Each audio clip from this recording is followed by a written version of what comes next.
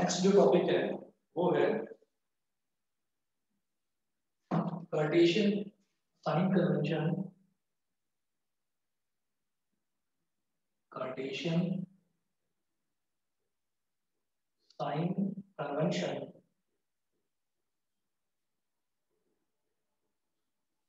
Cartesian sign convention for spherical lenses.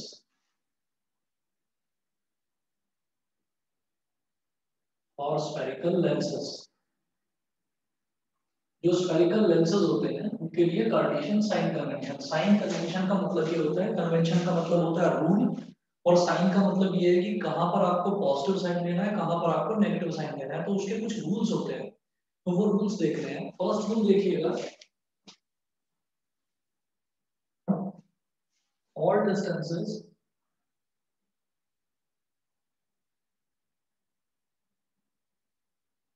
are measured from the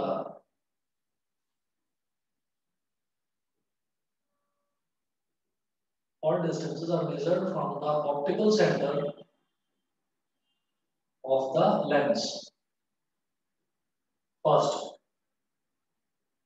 पहला rule ये हम जानते ही हैं कि कोई भी लेंस है तो लेंस का जो ऑप्टिकल सेंटर है, ऑप्टिकल सेंटर क्या हो गया कि जहां पर उसकी वर्टिकल एक्सिस और प्रिंसिपल एक्सिस जहां पर दोनों के दोनों इंटरसेक्ट करेंगे वो सेंट्रल पॉइंट लेंस का कहलाता है ऑप्टिकल सेंटर। तो all distances are measured from the optical centre of the lens. ठीक है, चाहे राइट में, चाहे लेफ्ट में, चाहे टॉप में, चाहे बॉटम में, सबको ऑप्टिकल सेंटर से ही मेजर करा जाता है। पहला रूल तो ये हो गया। सेकंड है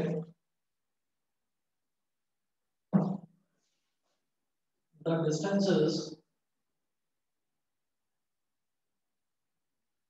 measured in the direction of incident light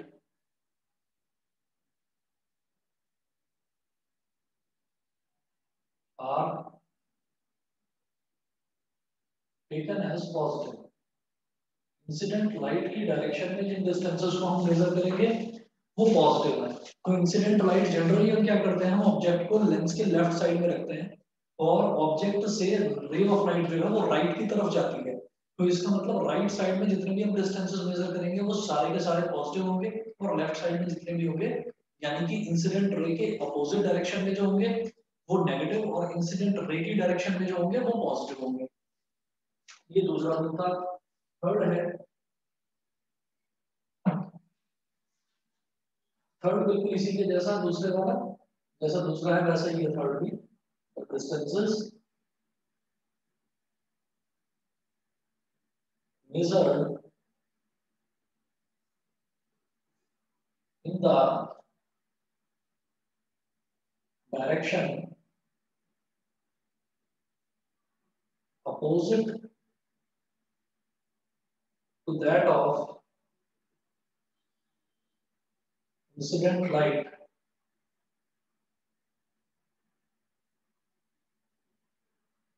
are taken as negative। ये थर्ड हो गया। थर्ड के बाद में फोर्थ रूल, फोर्थ जो कन्वेंशन है, फोर्थ कन्वेंशन है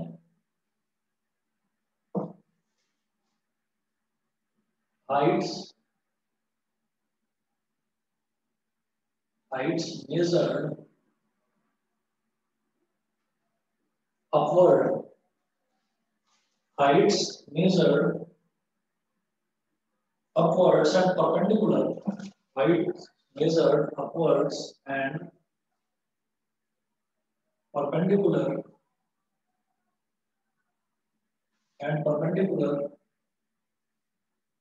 to the principal axis, heights measured upwards and perpendicular to the principal axis are taken as positive। ठीक है, और पांचवा रूल जस्ट इसका अपोजिट, कि जो हाइट नीचे की तरफ मेजर करी जाएगी वो नेगेटिव होगी। Heights measure downwards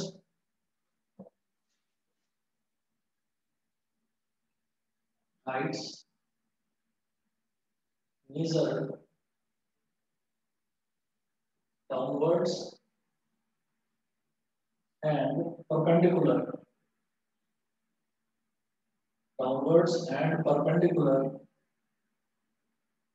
to the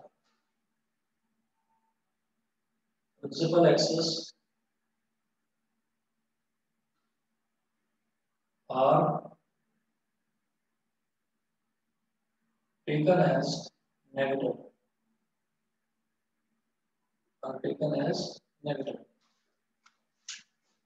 वो जो हाइट्स हैं जो नीचे की तरफ मेजर करी जाएंगी उनको हम नेगेटिव लेंगे। तो बिल्कुल कार्टेशियन सिस्टम वाला है कि जनरली जो इंसिडेंट लाइट होती है, इंसिडेंट लाइट आपकी लेफ्ट से राइट की तरफ होती है। तो राइट की तरफ मेजर करने वाले वैसे भी जो डिस्टेंसेस हैं वो हम पॉजिटिव लेते हैं, ठीक है। और इसी तरीके से इंसिडेंट रे कहाँ से आती है, लेफ्ट से राइट की तरफ। तो अगर मैं उल्टा देखूं, राइट से लेफ्ट की तरफ अगर मैं देखूं, तो राइट से लेफ्ट की तरफ क्या हो गया, लेफ्ट डायरेक्शन, यानी कि इंसिडेंट रे के अपोजिट। तो लेफ्ट डायरेक्शन में जो डिस्टेंसेस होते हैं उनको वैसे भी हम नेगेटिव लेते हैं। उसी तरीके से जब मैं अपवर्ड डिस्टेंसेस की बात करता हूँ, यानी कि अगर मैं हाइट की बात करता हूँ, वाई एक्सिस में जाता हूँ ऊपर की तरफ तो वो पॉजिटिव, और वाई एक्सिस में अगर मैं जाता हूँ नीचे की तरफ तो वो नेगेटिव, ठीक है। तो इसी तरीके से हमारे जो इसमें डिस्टेंसेस हैं, जो लेंथ है, वो हम इस तरीके से लेते हैं, साइन कन्वेंशन ऐसे लेते हैं रे ऑप्टिक्स में, जो स्फेरिकल लेंसेज के केस में, ठीक है। उसके बाद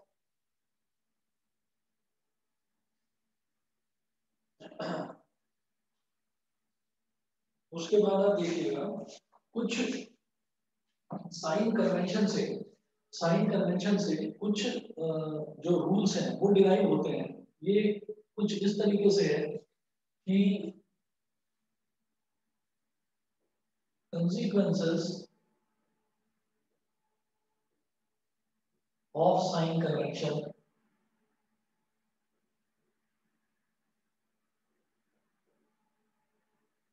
for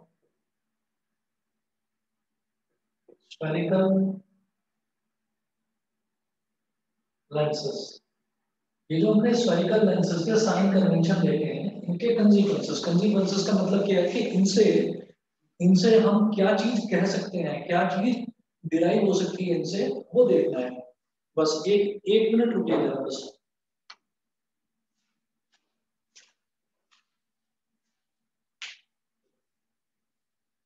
अच्छा मुझे ये बता दीजिए, आकृति कल की छुट्टी है तुम्हारी? Yes sir. आकर्ष तुम्हारी? हाँ सर कल छुट्टी। प्रिया? यस सर छुट्टी है कल। अच्छा, और कोई ट्यूशन भी है कल? मतलब मैं अगर कल क्लास लेना चाहूँ तो किस टाइम रख सकता हूँ? कभी भी रख लो सर। आकर्ष क्या बता रहे हो? कभी भी रख लीजिए सर। कभी भी रख लो। आकृति? Yes sir. जो बाकी ट्यूशन है केमिस्ट्री का बता दो वो किस टाइम है, उस हिसाब से मैं रखूंगा। सर वो तो मेरा सुबह 7 बजे है। केमिस्ट्री का सुबह 7 बजे है? Yes sir. ठीक है। प्रिया तुम्हारा कोई और ट्यूशन? No sir. आकर्ष क्या सर? तुम्हारा कोई ट्यूशन नहीं है, मैं कभी भी रख लूं? हाँ सर कभी भी रख लो। चलिए, तो इसके कंसेक्वेंसेस देखते हैं। इसके कंसेक्वेंसेस क्या हैं कि जब मैं किसी भी फोकल लेंथ की बात करता हूँ, मैं एक डायग्राम बनाता हूँ, डायग्राम से आप समझिएगा कि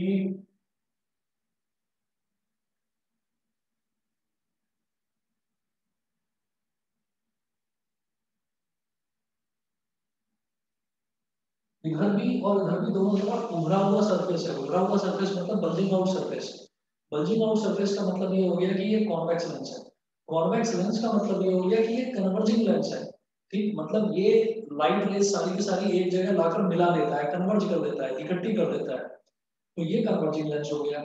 इसके ऑपोजिट दूसरा होता है कॉनकेव लेंस। कॉनकेव लेंस सारी लाइट रेज को चारों तरफ फैला देता है, उसको हम बोलते हैं डाइवर्जिंग लेंस। तो ये हो गई हमारी प्रिंसिपल एक्सिस, ये हो गया बीच में ऑप्टिकल सेंटर ओ, बीच में हो गया ऑप्टिकल सेंटर ओ। अब आप ये देखिएगा कि ये जो रूल्स बताए हैं, इन रूल्स से मैं क्या कहूंगा कि अगर मान लीजिए ऑब्जेक्ट ऑब्जेक्ट हमेशा सीधा रखा जाता है, ठीक है, तो ऊपर की तरफ मैं इसको मेजर करूंगा, ऑब्जेक्ट इस तरह से लिखा हुआ है तो इसको हम बोलेंगे पॉजिटिव हाइट। फिर इस ऑब्जेक्ट से जो रे ऑफ लाइट जाएगी वो ऐसे होगी, इसको कहेंगे इंसिडेंट लाइट। इंसिडेंट लाइट मतलब इंसिडेंट लाइट ऐसे इस पर टकराएगी, लेंस पर आएगी, ऐसे टकराएगी, ये इंसिडेंट लाइट हो गई। उसके बाद अगर मान लीजिए कोई भी, मतलब जैसे यहाँ तो ऑब्जेक्ट है, मान लो ऐसे रखा हुआ है, मान लो हमारी इमेज ऐसे बन जाती है नीचे की तरफ, नीचे की तरफ है downward and perpendicular to the principal axis.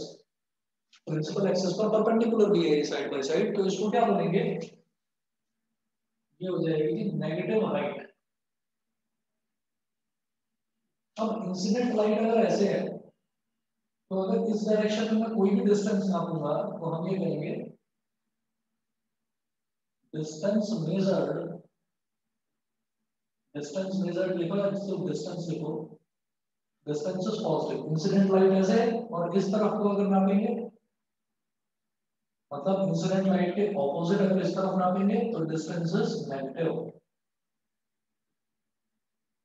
Distance is negative.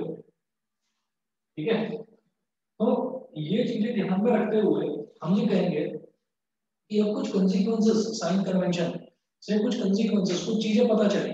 पहली चीज कि जब मैं कन्वर्जिंग लेंस की बात करता हूँ, यानी कि मैं कॉन्वेक्स लेंस की बात करता हूँ, तो कॉन्वेक्स लेंस में हमेशा ये हमको याद रखना है कि कॉन्वेक्स लेंस हो या कॉनकेव, सॉरी कॉन्वेक्स लेंस हो या कॉन्वेक्स मिरर हो, कॉनकेव लेंस हो या कॉनकेव मिरर हो, मिरर तो है नहीं सिलेबस में, लेंस की बात करते हैं तो कॉन्वेक्स के केस में focal length is always positive, यानी कि फोकस हमारा हमेशा राइट साइड में होगा, और कॉनकेव के केस में वो फोकस हमारा हमेशा लेफ्ट साइड में होगा, यानी कि नेगेटिव। एक याद रखना है, दूसरा उसका ऑपोजिट है।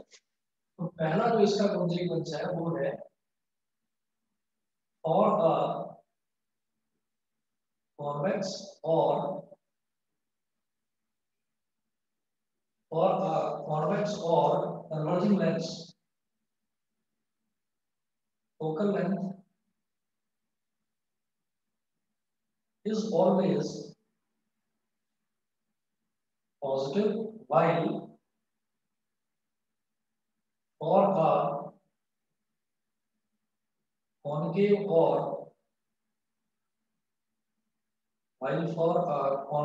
or diverging lens, focal length is always negative। ठीक है,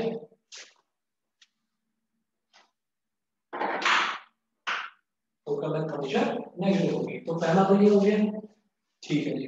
उसके बाद दूसरा देखिएगा, दूसरा क्या कॉन्सिक्वेंस निकल के आ रहा है, जो ऑब्जेक्ट डिस्टेंस है, क्योंकि मैं ऑब्जेक्ट को हमेशा लेफ्ट हैंड साइड पर ही रखूंगा, ठीक है, तो ऑप्टिकल सेंटर से सारे के सारे डिस्टेंसेस मेजर करे जाते हैं, तो क्योंकि मैं इसको लेफ्ट हैंड साइड पर ही रखूंगा तो मैंने लेफ्ट की तरफ में डिस्टेंस मेजर कर रहा हूं ना, तो डिस्टेंस इज नेगेटिव, यानी कि object distance is always negative.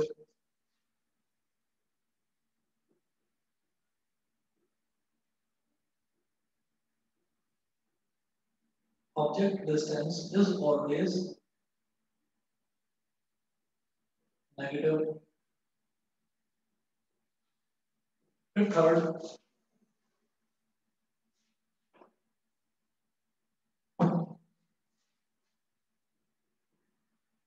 the distance of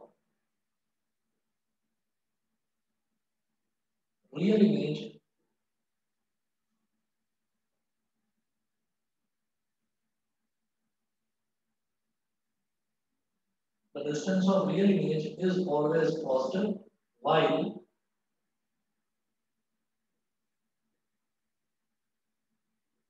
the distance of virtual image is always negative। ऐसा क्यों है कि जो रियल इमेज जो होती है, रियल इमेज हमेशा राइट हैंड साइड पर बनती है और इन्वर्टेड बनती है। तो लेंस के केस में, बल्कि हम मिरर की तो बात ही ना करें तो अच्छा है, लेंस की ही बात करते हैं क्योंकि मिरर है नहीं सिलेबस में, तो आप सीधा सीधा देखिए कि लेंस के केस में जो रियल इमेज है, रियल इमेज हमेशा सामने की साइड बनेगी, ठीक है, मतलब इस तरफ बनेगी, राइट हैंड साइड पर बनेगी, और वर्चुअल इमेज हमेशा लेफ्ट हैंड साइड पर बनेगी। तो अगर कोई भी इमेज राइट हैंड साइड पर बन रही है तो इसका मतलब वो रियल है, और राइट हैंड साइड पर बन रही है इमेज, तो फिर मैं राइट की तरफ डिस्टेंस मेजर करूंगा, तो राइट की तरफ मेजर करा हुआ डिस्टेंस क्या होता है, इट इज ऑलवेज पॉजिटिव, ठीक है। वर्चुअल इमेज कहाँ बनती है, जहां पर ऑब्जेक्ट है उसी तरफ बनती है वर्चुअल इमेज, यानी कि लेफ्ट में बनती है। तो जब लेफ्ट में बनेगी वर्चुअल इमेज तो लेफ्ट में मेजर करने वाला डिस्टेंस वो नेगेटिव होता है, तो इसीलिए मैं कहूंगा the distance of real image is always positive while the distance of virtual image is always negative। बताइए जी, क्लियर है third? Yes sir. Third clear है? फिर हाँ फोर्थ सर। को देखते हैं। हाँ जी, फिर फोर्थ देखते हैं। फोर्थ है जो ऑब्जेक्ट की हाइट होती है, height of object is always positive.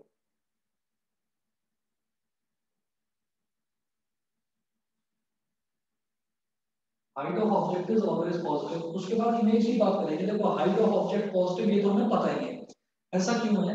क्योंकि ऑब्जेक्ट को कभी भी मैं उल्टा नहीं रखूंगा, ऑब्जेक्ट को हमेशा मैं सीधा रखूंगा, अपवर्ड रखूंगा। तो जब ऑब्जेक्ट हमारा हमेशा सीधा ही रहेगा, अपवर्ड रहेगा, तो हम ये कहेंगे कि height of object is always positive. तो वो तो हमेशा पॉजिटिव रहेगा। अब बात करते हैं इमेज की। तो इमेज में जब हम इमेज की बात करते हैं तो इमेज के साथ साथ सबसे पहले ये भी देखना होता है कि इमेज का नेचर क्या है, ठीक है ना। सिर्फ अकेले इमेज की बात नहीं करेंगे, हम बात करेंगे कि इमेज का नेचर क्या है। तो इमेज का जो नेचर है वो इंपॉर्टेंट है। अगर मान लीजिए रियल इमेज है तो रियल इमेज हमेशा इन्वर्टेड होती है, रियल इमेज कभी इरेक्ट नहीं होगी। Real image is always inverted, वो उल्टी ही बनती है, ठीक है। तो अगर रियल इमेज है तो यानी कि वो इन्वर्टेड है। इन्वर्टेड है मतलब उल्टी बनेगी। जब उल्टी बनेगी यानी कि नीचे की तरफ बनेगी, तो नीचे की तरफ मेजर करने वाला डिस्टेंस कैसा होता है, नेगेटिव। तो अगर इमेज रियल है तो height of image is negative, क्योंकि रियल के साथ में इन्वर्टेड होती है। मैं इसी में लिख रहा हूँ, if the image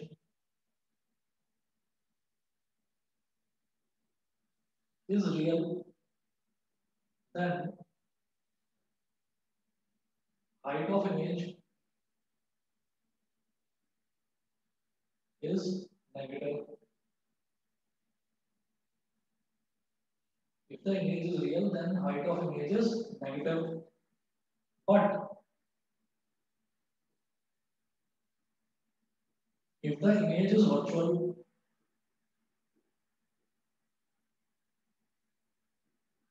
then height of image is positive. ठीक, ऐसा क्यों? सीधी बात, भाई वर्चुअल है अगर इमेज तो वर्चुअल इमेज तो हमेशा सीधी बनती है, यानी कि इरेक्ट बनती है। तो वर्चुअल इमेज हमेशा सीधी बनेगी, इरेक्ट बनेगी। इरेक्ट का मतलब क्या है कि नीचे से ऊपर की तरफ, तो नीचे से ऊपर की तरफ जब मैं डिस्टेंस मेजर करूंगा तो इट इज ऑलवेज पॉजिटिव, ठीक। तो वर्चुअल इमेज की हाइट हमेशा पॉजिटिव और रियल इमेज की हाइट हमेशा नेगेटिव। ये पांचवा होगा, इससे जो डिराइव होता है इसके साइन कन्वेंशन से, कंसीक्वेंस पांचवा, सॉरी चौथा, फिर पांचवा देखते हैं। ये कुछ नहीं है, ये आप ऐसे ही समझ जाएंगे। लीनियर मैग्निफिकेशन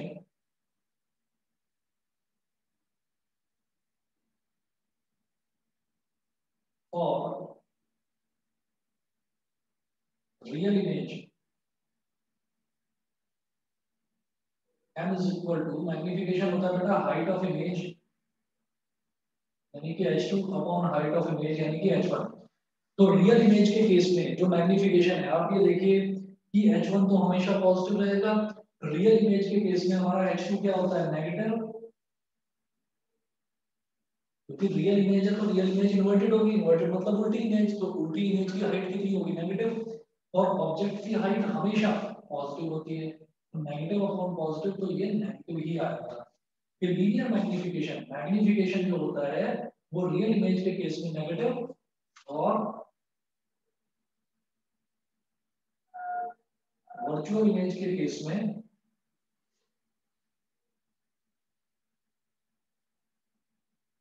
पॉजिटिव क्योंकि वर्चुअल इमेज इरेक्ट होती है, तो वर्चुअल इमेज इरेक्ट मतलब सीधी, तो उसकी हाइट भी पॉजिटिव होती है और ऑब्जेक्ट की हाइट तो हमेशा पॉजिटिव होती ही है, तो पॉजिटिव डिवाइडेड बाय पॉजिटिव ये आपका पॉजिटिव हो गया।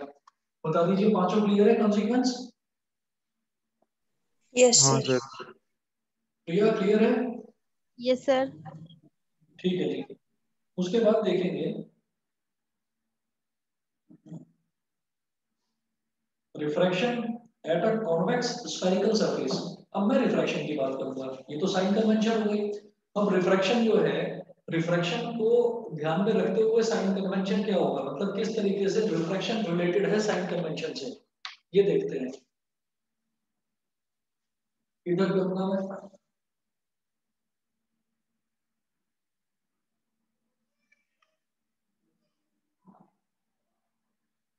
बस साइन कन्वेंशन अच्छे से हमें आना चाहिए, क्योंकि साइन कन्वेंशन ठीक से ध्यान है तो सब सही है, नहीं तो फिर सब गलत ही हो जाएगा आगे जो फिर करेंगे। देखिएगा refraction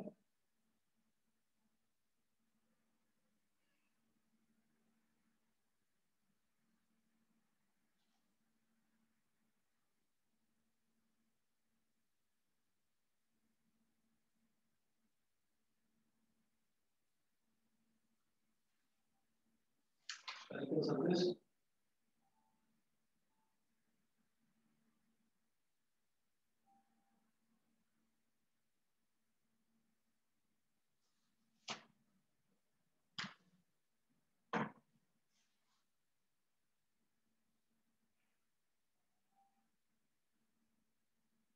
refraction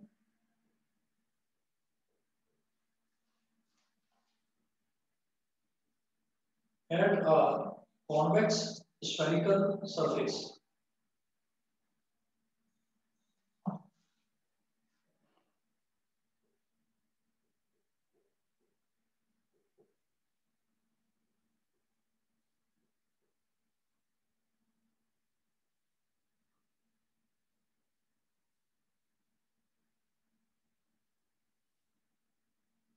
Refraction at a convex spherical surface. तो अब यहाँ पर ना जो रिफ्रैक्शन है वो रिफ्रैक्शन अलग अलग तरीके से हो सकता है।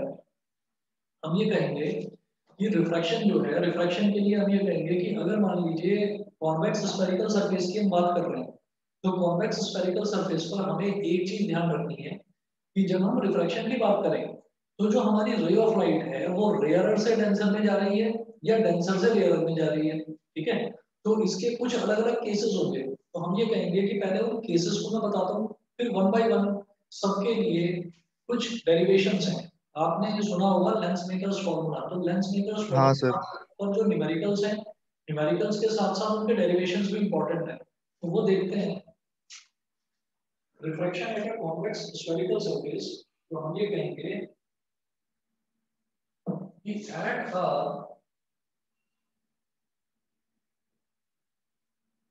convex spherical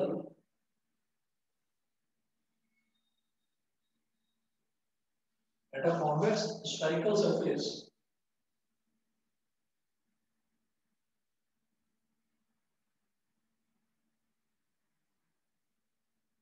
refraction takes place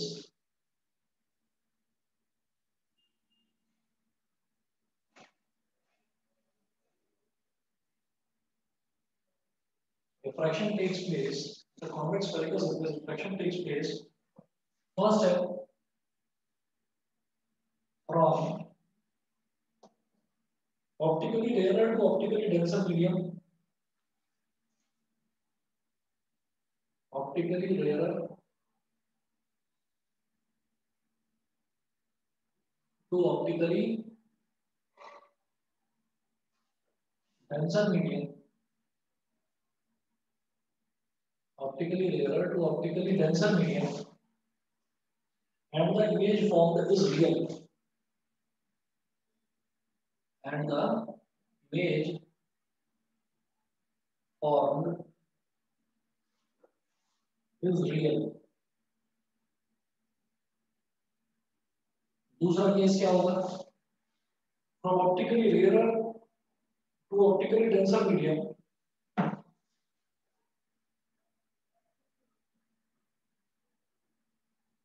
फिर से वही है, रेयरर से डेंसर दी जा रही है light, from optically rarer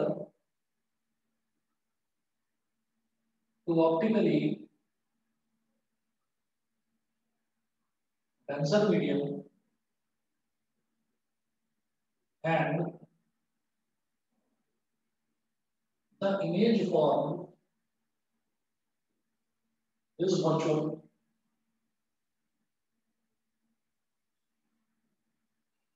Third case is from optically denser to optically rarer medium, from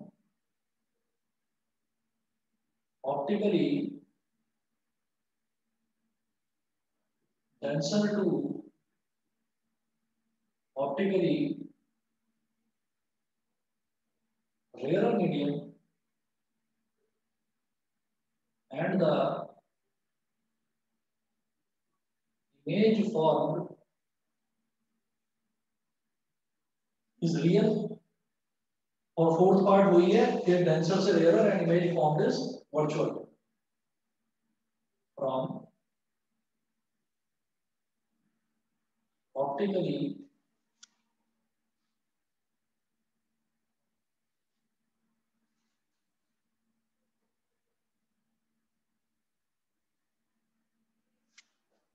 denser to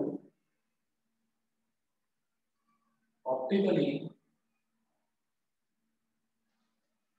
rarer medium,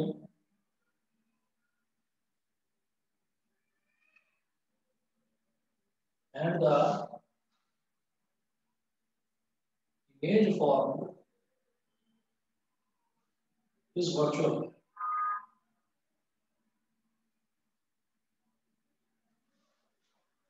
ठीक है, तो ये चार अलग अलग केसेस हो गए।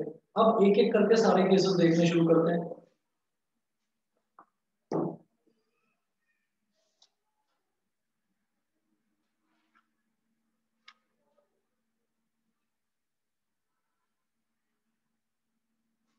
ठीक है, देखिए हमें क्या करना है, अब हमें कॉन्वेक्स स्फेरिकल सरफेस की बात करेंगे, और कॉन्वेक्स स्फेरिकल सरफेस में हम ये कहेंगे जो हमारा ऑब्जेक्ट है वो रेयर मीडियम में रखा हुआ है, और जो सॉरी ऑब्जेक्ट जो है वो हमारा रेयर मीडियम में रखा हुआ है, तो लाइट जो है वो ऑब्जेक्ट में से निकलेगी, तो ऑब्जेक्ट में से निकलकर लाइट जो है वो रेयर मीडियम से डेंसर मीडियम में एंटर कर रही है। ठीक है, और लाइट जो है वो रेयर मीडियम से डेंसर मीडियम में एंटर करे, और जो इमेज बने वो अगर रियल इमेज बने तो उस केस में हमारा रिफ्रैक्शन किस तरीके से होगा, लेंस मेकर्स फॉर्मूला क्या होगा उस केस में, वो देखिए।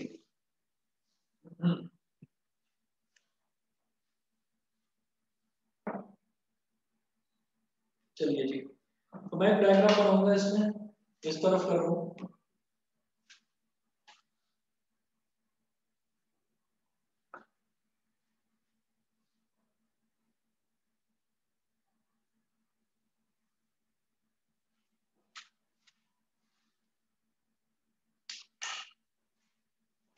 फर्स्ट है, first case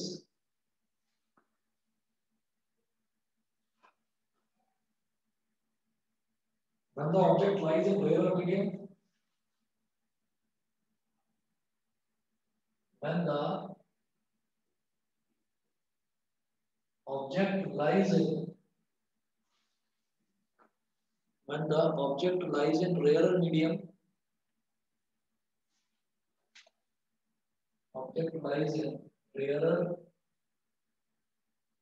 medium and the image formed is real.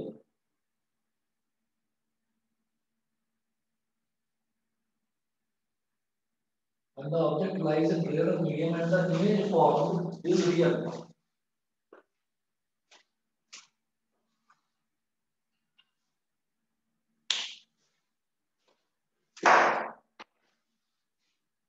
The image formed is real. अब जरा देखिएगा इसमें कॉन्वेक्स सरफेस दिखा देंगे, तो पूरा कॉन्वेक्स लेंस बनाने की जरूरत नहीं है, बस आप इतना इधर सरफेस दिखा दीजिए ऐसे, क्योंकि हम ऑब्जेक्ट को तो हमेशा यही मानकर चलते हैं ना साइन कन्वेंशन में कि object is kept in the left, object left में रखा हुआ है। तो हमने पूरा कॉन्वेक्स लेंस ना बनाकर, मतलब पूरा कॉन्वेक्स लेंस में ऐसे बनाता है इसको कवर कर देता, वो ना बनाकर हमने सिर्फ इधर वाली कॉन्वेक्स सरफेस आपको दिखा दी। वो करने के बाद में फिर आप यहाँ पर बना दीजिए एक हॉरिजॉन्टल आपकी जो प्रिंसिपल एक्सिस है, ये आपने बना दी। और इस जगह पर आपने कहा कि ऑब्जेक्ट रखा हुआ है, ऑब्जेक्ट को जैसे हम एरो से दिखाते हैं, तो वो एरो से दिखाने की बजाय हमने अपना काम आसान करने के लिए, नहीं तो मुझे क्या करना होता है, मुझे हाइट ऑफ ऑब्जेक्ट जो है उसको भी कंसिडरेशन में लेना पड़ता है।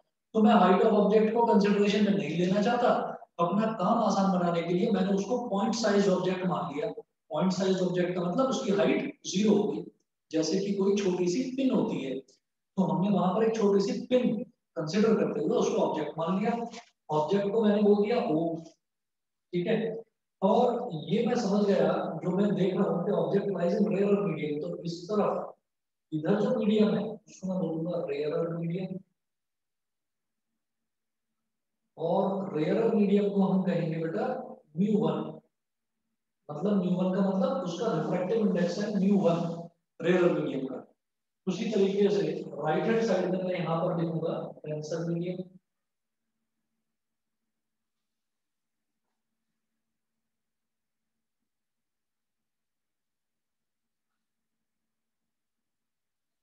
यहाँ हम लिखेंगे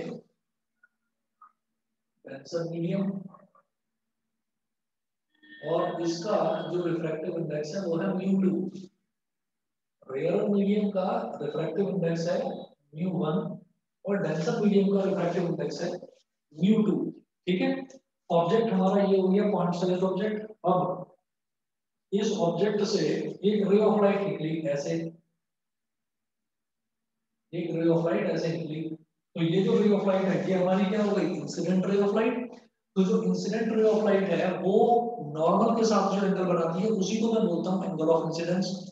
तो incident ray at the point of incidence जो नॉर्मल के साथ एंगल बनाती है उसको बोलता हूँ एंगल ऑफ इंसिडेंस। तो at the point of incidence कौन सा है, जहां पर ये इंसिडेंट लाइट यहाँ इस पॉइंट पर टकराती है, तो यहाँ पर मैं नॉर्मल ड्रॉ करूंगा।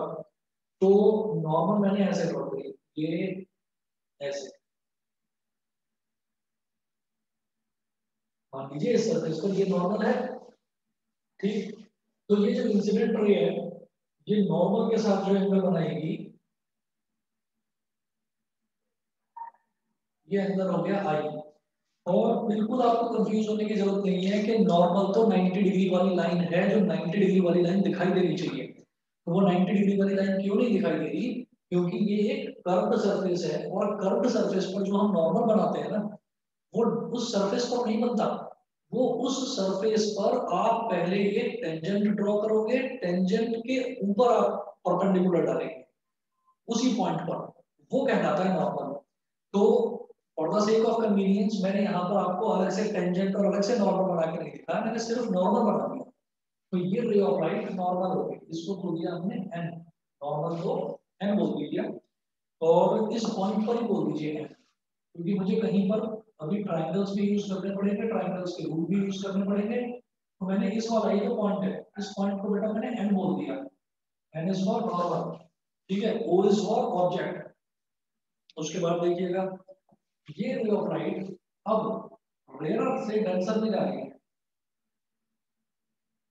तो वैसे तो ये रे ऑफ लाइट ऐसे जाती, अगर चेंज ऑफ मीडियम ना होता तो ये रे ऑफ लाइट ऐसे सीधे निकल जाती। रेयर से डेंसर में जा रही है, रेयर से डेंसर का मतलब क्या हो गया कि it will move towards the normal. जो रे ऑफ लाइट है वो सीधी जाने की बजाय it will move towards the normal, normal की तरफ थोड़ी सी बेंड हो जाएगी, थोड़ी सी झुक जाएगी। समझ रहे हो मेरी बात, ठीक है, समझ रहे हैं इतना, हाँ सर। ठीक है। तो वैसे तो ये जाती सीधी, और it will bend towards the normal, normal की तरफ थोड़ी झुक जाएगी, तो ये ऐसी बनेगी ये। और जहां पर ये इस तरफ राइट हैंड साइड पर, राइट हैंड साइड पर जहां ये प्रिंसिपल एक्सिस को टच करेगी वहां पर बन जाएगी बेटा हमारी इमेज। तो ये होगी इमेज राइट हैंड साइड पर ही मैं क्यों बनवा रहा हूँ, बिकॉज मैं कहेगी कि the image formed is real. ठीक है, तो रियल इमेज हमेशा राइट हैंड साइड पर ही बनेगी, वर्चुअल इमेज हमेशा लेफ्ट हैंड साइड पर बनेगी। ठीक है, आकृति और प्रिया इतना क्लियर है? Yes sir. ठीक है, चलिए जी। अब ये हमारी इंसिडेंट रे थी, तो ये नॉर्मल के साथ जो एंगल बना रही थी एंगल ऑफ इंसिडेंस था। ये रिफ्रैक्टेड रे है, ये नॉर्मल के साथ जो एंगल बनाएगी ये वाला एंगल, ये कहलाएगा एंगल ऑफ रिफ्रैक्शन आर। ये हो गया एंगल ऑफ रिफ्रैक्शन आर। देखिए आर थोड़ा सा छोटा है, दिखाई दे रहा है, देख पा रहे हैं? हाँ सर। Yes sir. ठीक है, चलिए जी। अब मैं क्या करूंगा कि ये जो पॉइंट है ना, ये वाला जो पॉइंट है, ये वाला पॉइंट को मैंने बोल दिया पी। ठीक, और एन से मैंने एक परपेंडिकुलर ड्रॉप कर दिया यहाँ पर, प्रिंसिपल एक्सिस पर एक परपेंडिकुलर ड्रॉप कर दिया ऐसे। ठीक है, और इसको मैंने बोल दिया एम, एन एम, ये परपेंडिकुलर ड्रॉप कर दिया, तो ये हो गया एम। और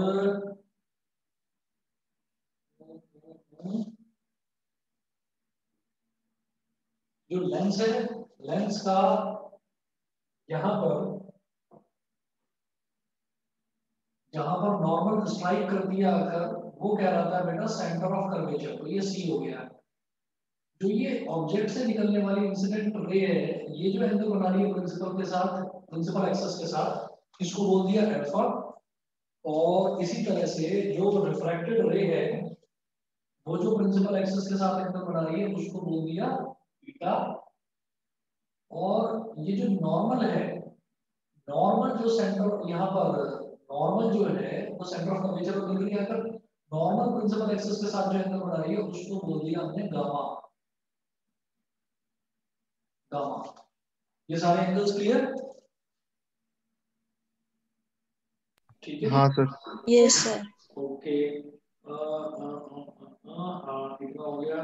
इसके बाद आप देखिएगा, ये जो बीच में पॉइंट पी है, इस पॉइंट पी से जो मैं सी तक का डिस्टेंस लूंगा और सेंटर ऑफ कर्वेचर तक का जो मैं डिस्टेंस लूंगा, ये मेरा हो जाएगा कैपिटल आर, यानी कि रेडियस ऑफ कर्वेचर कहलाएगा। यहां से जो मैं ऑब्जेक्ट तक का डिस्टेंस लूंगा, ये कहलाएगा यू। यू कहते हैं बेटा ऑब्जेक्ट का जो डिस्टेंस होता है ना, उसको बोल देते हैं स्मॉल यू, और जो इमेज का डिस्टेंस होता है उसको बोल देते हैं स्मॉल वी। ये भी एक तरह से वही वाली बात है, जैसे आपने 11th क्लास में पढ़ा होगा कि इनिशियल वेलोसिटी स्मॉल यू और फाइनल वेलोसिटी स्मॉल वी। तो इनिशियल वेलोसिटी क्योंकि पहले आती है तो उसको यू बोल दिया, फाइनल वेलोसिटी क्योंकि बाद में आती है तो उसको वी बोल दिया। उसी तरह से ऑब्जेक्ट पहले आता है तो उसको यू बोल दिया, और इमेज बाद में बनती है तो उसको वी बोल दिया। तो यू और वी हो गया, ये आर हो गया। इसके बाद अब देखिएगा नेक्स्ट मुझे क्या करना है। अब मैं एक एक ट्राइंगल पकड़ता हूँ। सबसे पहले मैं कहूंगा इन ट्राइंगल एन ओ सी, ये वाला ट्राइंगल, ट्राइंगल एन ओ और सी। तो अगर मैं इस ट्राइंगल की बात करूं एनओसी की, तो हाँ यहाँ पर अल्फा, बिल्कुल ठीक। तो triangle NOC, in triangle NOC हम ये जानते हैं कि किसी भी ट्राइंगल में, मैं इसमें बना के नहीं दिखा रहा, आप कंफ्यूज होंगे, मैं अलग से एक ट्राइंगल का रूल बता देता हूँ, आपको पता ही होगा, वैसे पढ़ा है बचपन में, 7th 8th 9th क्लास में पढ़ा होगा। Exterior angle property, exterior angle property जो होती है ना ट्राइंगल की, वो ये होती है कि exterior angle, any exterior angle is equal to the sum of interior opposite angles. याद हाँ सर। है ना? तो वही बता रहा हूँ जरा देखो।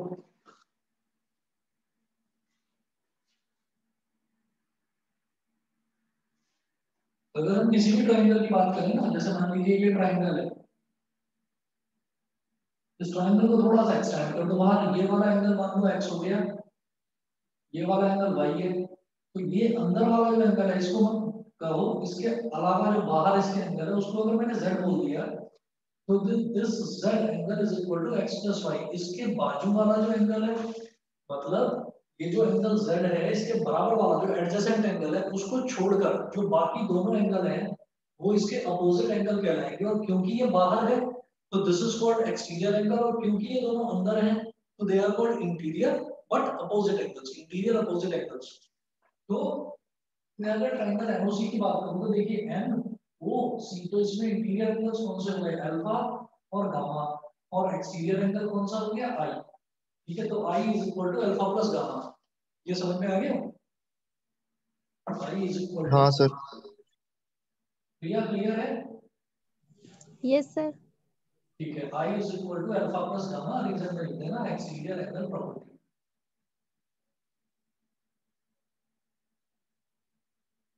एक्सटीरियर एंगल प्रॉपर्टी, ठीक है। ये करने के बाद में उसके बाद मैं कहूंगा सिमिलरली इन ट्रायंगल एन आई सी। अब दूसरा ट्रायंगल देखेंगे, ट्रायंगल एन आई सी, तो पहले एन ऑब्जेक्ट और सेंटर ऑफ कर्वेचर तो एनओसी, फिर एन इमेज और सेंटर ऑफ कर्वेचर यानी कि NIC. In triangle NIC triangle में जो हमारा इंटीरियर एंगल्स है वो होते हैं बीटा और आर, और एक्सटीरियर एंगल हो गया गामा। तो gamma is equal to beta plus r, gamma is equal to beta plus r, ये भी वही हो गया एक्सटीरियर एंगल प्रॉपर्टी। ठीक है ना। मैंने यहाँ जो एक्सटीरियर एंगल प्रॉपर्टी निकाली उसमें मैंने एंगल ऑफ इंसिडेंस निकाला, तो इसमें भी मैं एंगल ऑफ रिफ्रैक्शन निकालूंगा। तो आर क्या हो जाएगा, यहाँ से आर क्या हो जाएगा, गामा माइनस बीटा, आर हो गया गामा माइनस बीटा। उसके बाद देखिएगा जी नेक्स्ट मुझे क्या करना है, हमने ये कहा कि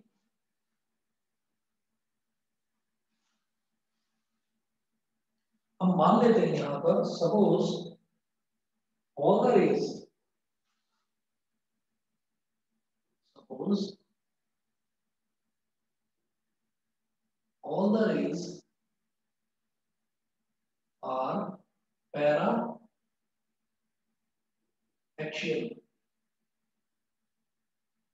all the rays are paraxial. Paraxial का मतलब क्या है कि ये जो रेज है ना जितनी भी, जैसे एक रे ये है, एक ये रिफ्रैक्टेड रे हो गई और ये नॉर्मल हो गई, तीन ही तो रेज होती हैं, the incident ray, the refracted रे एंड द नॉर्मल। तो ये जो तीनों रेज हैं इनको मैंने बोल दिया कि पैरा एक्शियल। पैरा एक्शियल का मतलब क्या है कि ये जो एक्सिस है ना ये इन एक्सिस के बहुत नजदीक है, ये एक्सिस से बहुत ज्यादा दूर नहीं है, ये एक्सिस से बहुत नजदीक है तीनों रेज। तो जब एक्सिस के बहुत नजदीक है मतलब ये जो इतना बड़ा गैप बन रहा है, ये गैप आपको दिखाई नहीं देगा क्योंकि ये रेज पैरा एक्सियल है, ये एक्सिस के बहुत नजदीक है।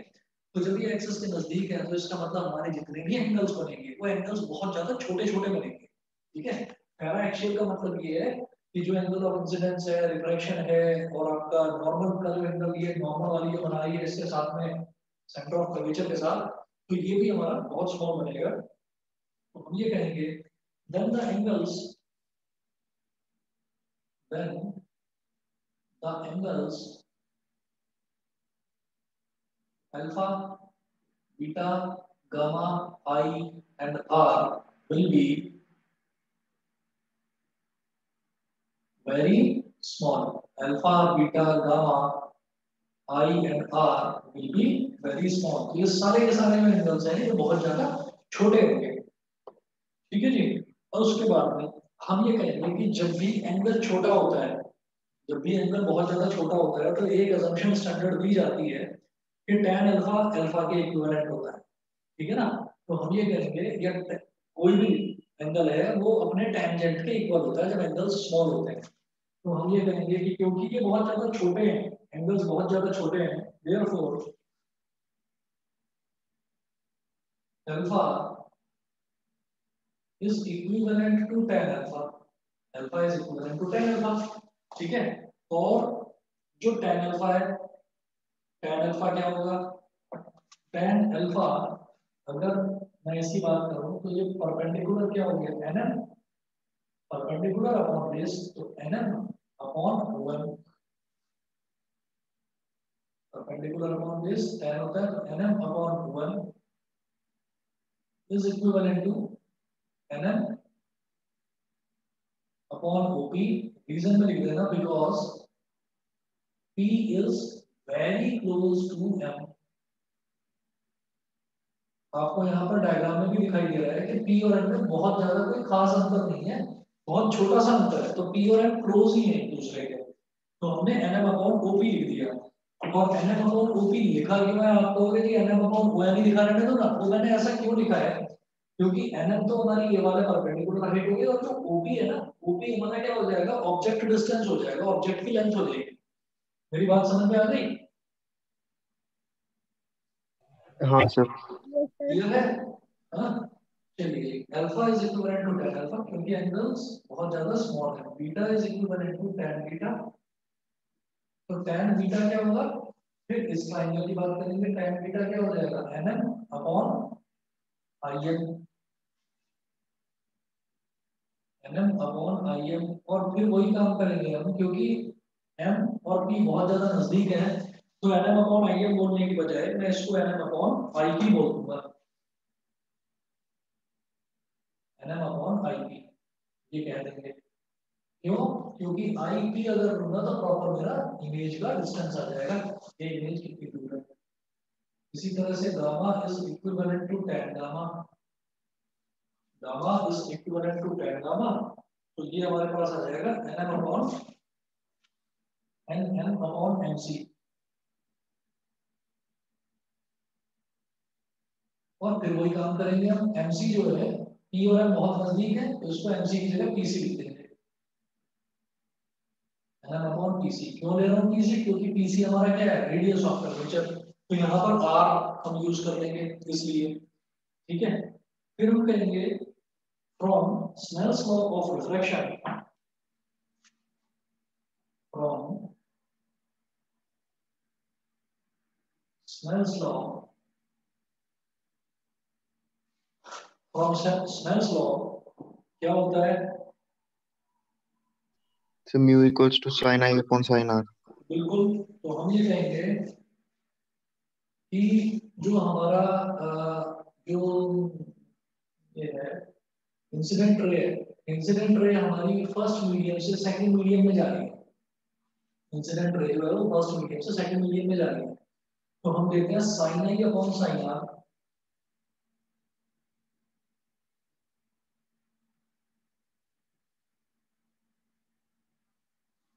sin i upon sin r, incident ray जो है वो फर्स्ट मीडियम से सेकंड मीडियम में जा रही है, तो इसको मैं लिखूंगा क्या? 1 न्यू 2, एक तो लिखा जाता है, रे ऑफ लाइट कहां से जा रही है? फर्स्ट मीडियम से सेकंड हाँ मीडियम, सर।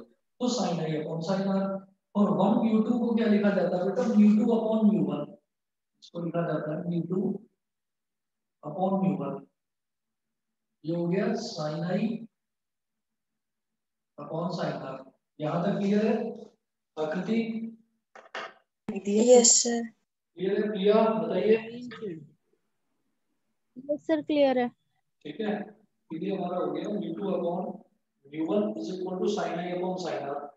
फिर एक काम और करेंगे, यहाँ क्रॉस मल्टीप्लिकेशन कर डालो, जब क्रॉस मल्टीप्लिकेशन करेंगे तो ये मेरे पास आ जाएगा mu1 into sin i, mu1 into sin i is equal to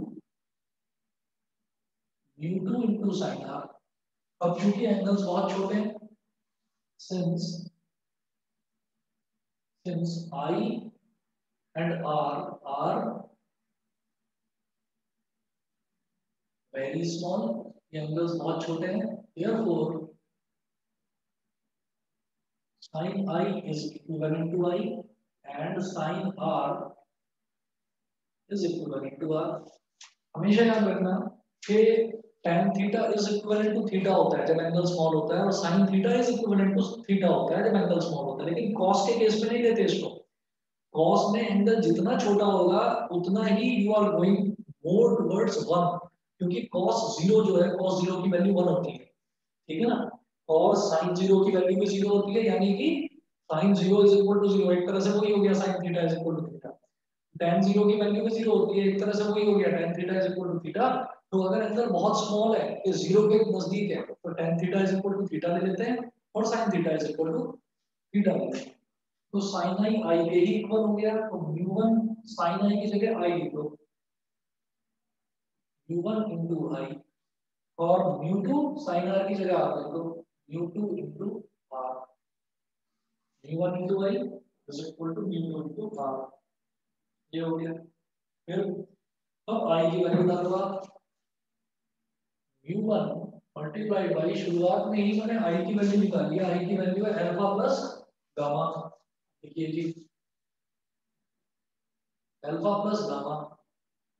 फिर mu2 मैंने शुरुआत में ही r की वैल्यू निकाली है, ये क्या है गामा माइनस बीटा, तो देखिए गामा माइनस बीटा, ठीक है। अब ये करने के बाद में हम ये वाली वैल्यूज भी निकाल चुके हैं, ठीक है। तो अल्फा की वैल्यू निकाल, देखो यहाँ पर nm upon OP,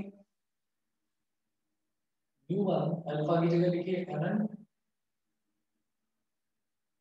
upon OP, और गामा की जगह लिखिएगा nm upon PC, nm upon PC is equal to mu2 gamma minus beta, gamma की वैल्यू क्या है nm upon PC, minus beta की वैल्यू क्या है nm upon IP, nm upon IP. अब देखो इसके भी न्यूमरेटर में दोनों में nm nm है, इसके भी न्यूमरेटर में nm nm है, तो nm ले लो कॉमन, u1 और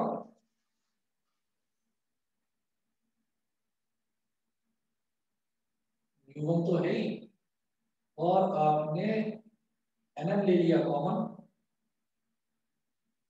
तो ब्रैकेट में क्या बचेगा 1 upon OP plus 1 upon PC, u2 और nm ले लिया कॉमन, ब्रैकेट में क्या बचेगा 1 upon PC minus 1 upon IP, ये हो गया, nm से nm कैंसिल आउट हो गया। अब इनकी वैल्यू डालो, u1 और ओपी,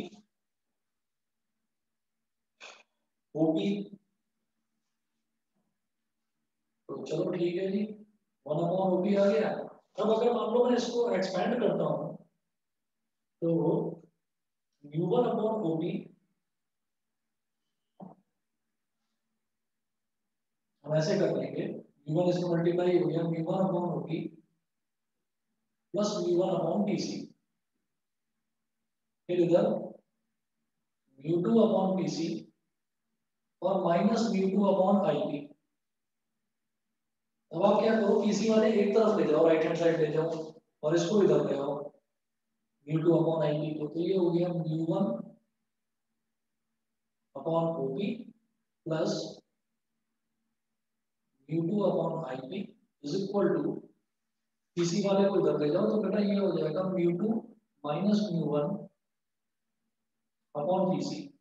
फिर ओपी क्या है, ओपी जो है ये है हमारा ऑब्जेक्ट डिस्टेंस, और ऑब्जेक्ट डिस्टेंस जो है, ऑब्जेक्ट डिस्टेंस हमेशा नेगेटिव होता है, तो ये लेंथ है u, लेकिन है क्या नेगेटिव है ना, तो माइनस u लिखेंगे इसको, तो ओपी को लिखेंगे u1 अपॉन माइनस u,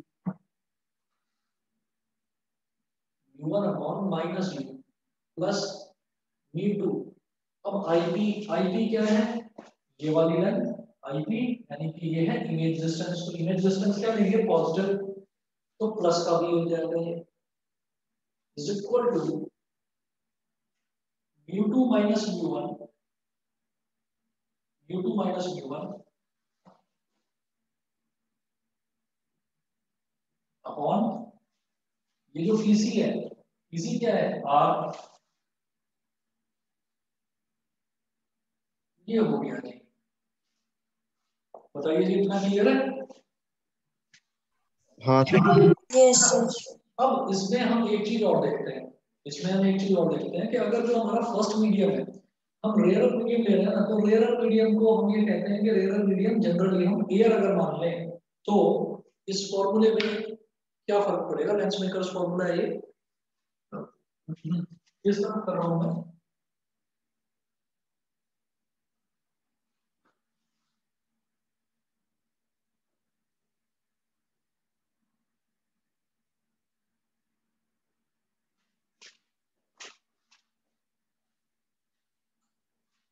देखिएगा यहाँ हमारे पास ऐसे आ जाएगा ये u2 अपॉन v पॉजिटिव वाला है तो पहले लिख लो, और mu1 अपॉन माइनस v यानी कि माइनस mu1 अपॉन u होता है, minus mu1 upon u is equal to mu2 minus mu1 upon r. If first medium is here, if first medium is there,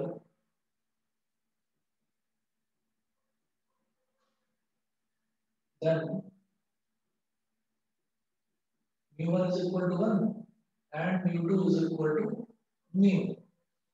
first medium अगर air है तो mu1 1 हो गया और mu2 को फिर mu2 ना बोलकर mu बोल लो सिंपली, तो ये हो जाएगा बेटा mu upon v minus 1 upon u is equal to mu minus 1 upon r। बताइए तीनों बच्चों को क्लियर है ये? Yes sir. हाँ सर। ठीक है, ये है। इसके बाद के जो 3 केसेस हैं फिर मैं कल करता हूँ, कल देखता हूँ जो भी आप लोग कह रहे हैं कि जो भी टाइम है तीनों ही आप लोग सभी टाइम्स में कंफर्टेबल हो, तो मैं बाकी के जो 2 बच्चे हैं उनसे भी पूछकर कि वो किस टाइम कंफर्टेबल है मैं कल क्लास रख लूंगा। ठीक है, तो इसका आप कंटिन्यू ठीक है करते सर। हैं कल। Okay sir. ठीक है, चलिए जी, ओके।